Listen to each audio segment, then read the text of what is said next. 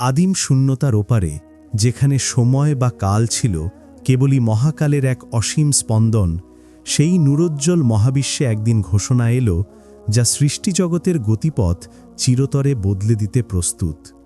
সপ্ত আসমান জুড়ে আল্লাহর নৈকট্যপ্রাপ্ত নূর নির্মিত ফেরেশতাকুল তখন আল্লাহর ইবাদত ও মহিমা ঘোষণায় মগ্ন। মহান আল্লাহ তার সর্বশ্রেষ্ঠ পরিকল্পনাটি ঘোষণা করলেন। পৃথিবীতে তিনি একজন প্রতিনিধি বা খলিফা সৃষ্টি করতে চলেছেন। আর স্মরণ করো, যখন তোমার প্রতিপালক ফেরেশতাদের বললেন, আমি পৃথিবীতে একজন খলিফা সৃষ্টি করতে চলেছি। আল কুরআন 2:30 এর প্রথম অংশ। এই ঘোষণা শোনার সঙ্গে সঙ্গেই ফেরেশতাদের মধ্যে কৌতূহল ও বিস্ময় জাগল। তারা বিনীতভাবে আরজের ভঙ্গিতে প্রশ্ন করলেন, হে আমাদের প্রতিপালক, আপনি কি পৃথিবীতে এমন কাউকে সৃষ্টি করবেন যে সেখানে ফ্যাসাদ সৃষ্টি করবে এবং রক্তপাত ঘটাবে? আমরা তো আপনার প্রশংসা ও পবিত্রতা ঘোষণায় মগ্ন আছি। মহান আল্লাহ, যিনি আল আলিম অর্থাৎ সর্বজ্ঞ এবং আল হাকিম অর্থাৎ মহাজ্ঞানী, তিনি তাদের প্রশ্নের উত্তর দিলেন।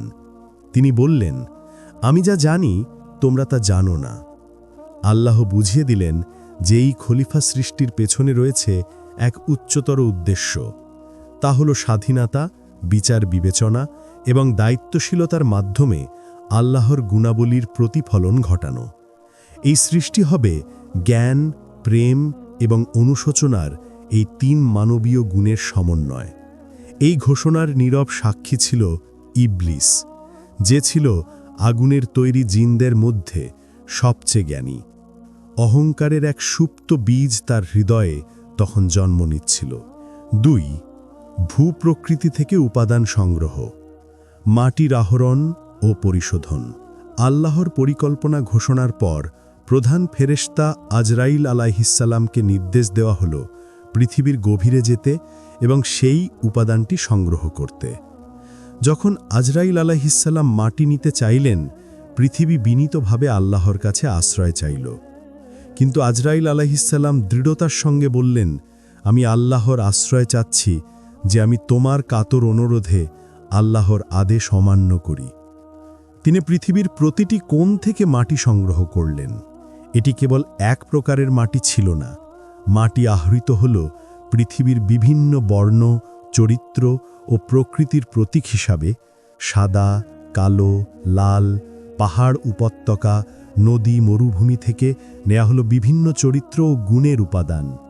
এই আহরণের মধ্য দিয়ে নির্ধারিত হল যে মানবজাতি হবে বহু বর্ণের, বহু প্রকৃতির এবং বহু চরিত্রের ধারক।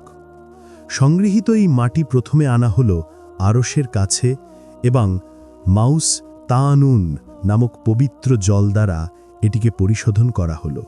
মাটি পরিণত হল আঠালো কাদায় বা তিনিন লাজিব। পরিশোধিত সেই কাদা থেকে মহান আল্লাহ তার কুদরতের মাধ্যমে আদম আলাইহিসসালামের আকার দিলেন এক নিখুঁত মানব মূর্তি। সেই নিখর মূর্তিটি শুষ্ক মাটির মতো পড়ে রইল। এটিকে বলা হতো সালসাল। এই সময় ইবলিস এসে মূর্তির চারপাশে ঘুরতে লাগল। সে দেখল এই মূর্তিটি ভিতর থেকে ফাঁপা এবং মাটির তৈরি। সে অহংকারের সঙ্গে ভাবল, আমি আগুন দিয়ে তৈরি, যা মাটি থেকে উচ্চতর। একে যদি আল্লাহ আমার ওপর প্রাধান্য দেন, তবে আমি অবশ্যই এর বিরোধিতা করব। অবশেষে এলো সেই পবিত্রতম মুহূর্ত। মহান আল্লাহর পক্ষ থেকে রুহুকে সেই মূর্তির মধ্যে প্রবেশের নির্দেশ দেওয়া হলো। রুহু যখন সেই মূর্তির মাথার দিক দিয়ে প্রবেশ করতে শুরু করল, তখন সেই মাটির কাঠামোতে প্রথম স্পন্দন দেখা দিল। 1. মাথায় প্রবেশ। আদম আলাইহিসসালাম চোখ মেলে মহাজাগতিক দৃশ্য দেখলেন। 2. বক্ষস্থলে প্রবেশ। রুহু যখন বক্ষস্থলে পৌঁছাল, তিনি কাশি দিলেন এবং প্রথমবারের মতো তার জিহ্বা থেকে আল্লাহর মহিমা কীর্তনের ধ্বনি বের হল, আলহামদুলিল্লাহ। 3. পায়ে প্রবেশ। রুহু পা পর্যন্ত পৌঁছালেও আদম আলাইহিসসালাম দ্রুত উঠে দাঁড়াতে গিয়ে পড়ে গেলেন, যা মানবীয় তাড়াহুড়োর প্রতীক। জীবিত হওয়ার সঙ্গে সঙ্গেই আল্লাহর পক্ষ থেকে প্রথম জ্ঞান দেওয়া হল, আর তিনি আদমকে সকল নাম শিক্ষা দিলেন। 4. জ্ঞানের শ্রেষ্ঠত্ব প্রমাণ, সিজদার নির্দেশ ও ইবলিসের বিতাড়ন। জ্ঞান দ্বারা আদম আলাইহিসসালামের শ্রেষ্ঠত্ব প্রমাণের জন্য আল্লাহ ফেরেশতাদের পরীক্ষা নিলেন।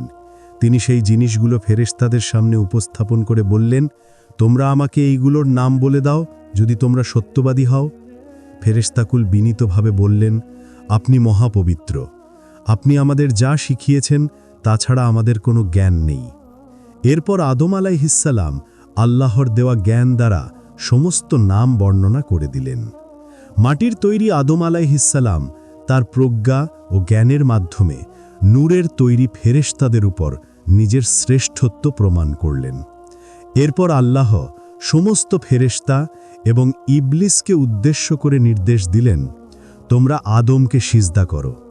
ইবলিস ব্যতীত সবাই সিজদা করল। ইবলিস অস্বীকার করল এবং অহংকার করল এবং যুক্তি দেখালো, আমি তার চেয়ে শ্রেষ্ঠ, আমি আগুন থেকে সৃষ্ট হয়েছি এবং তাকে মাটি থেকে সৃষ্টি করেছেন।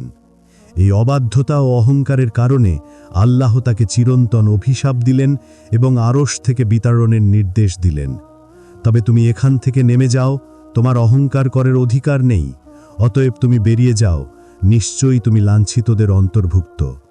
ইবলিস পরিণত হল শয়তানে এবং প্রতিশোধের নেশায় মানবজাতিকে পথভ্রষ্ট করার জন্য আল্লাহর কাছে সময় চাইল।